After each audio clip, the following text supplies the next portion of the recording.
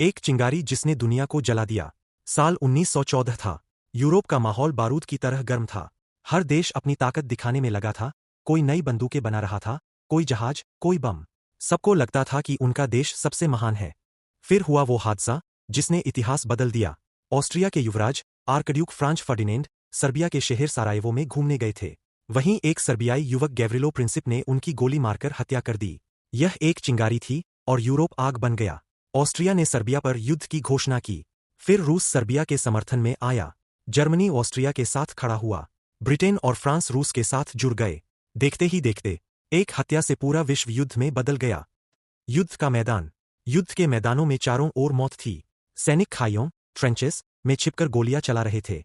धरती पर बारूद की गंध, हवा में धुआं और आसमान में जहाजों की गड़गड़ाहट गूंज रही थी। टैंकों और मशीनगनों का इस्तेमाल पहली बार हुआ था। हर तरफ युद्ध, भूख, बीमारी और दुख फैल गया। युद्ध सिर्फ यूरोप तक सीमित नहीं रहा, एशिया, अफ्रीका और मध्य पूर्व तक फैल गया। अमेरिका का आगमन। 1917 में जर्मनी ने अमेरिकी जहाजों को डुबो दिया। इससे अमेरिका नाराज हो गया और वह मित्र राष्ट्रों, एलिड पावर्स, के साथ युद्ध में उतर गया। अब जर्मनी और उसके साथी थकने लगे। शांति का दिन। आखिरकार 11 नवंबर 1918 को जर्मनी ने हथियार डाल दिए। तोपें थम गईं, आसमान शांत हुआ। दुनिया ने राहत की सांस ली, पर साथ ही आंसू भी बहाए। क्योंकि इस युद्ध में 1 करोड़ से ज्यादा लोग मारे गए थे। युद्ध का अंत और नई शुरुआत। 1919 में वर्साई की संधि हुई।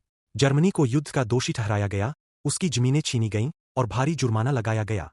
लेकिन यही अन्याय आगे चलकर दूसरे विश्व युद्ध 1939 की जड़ बना।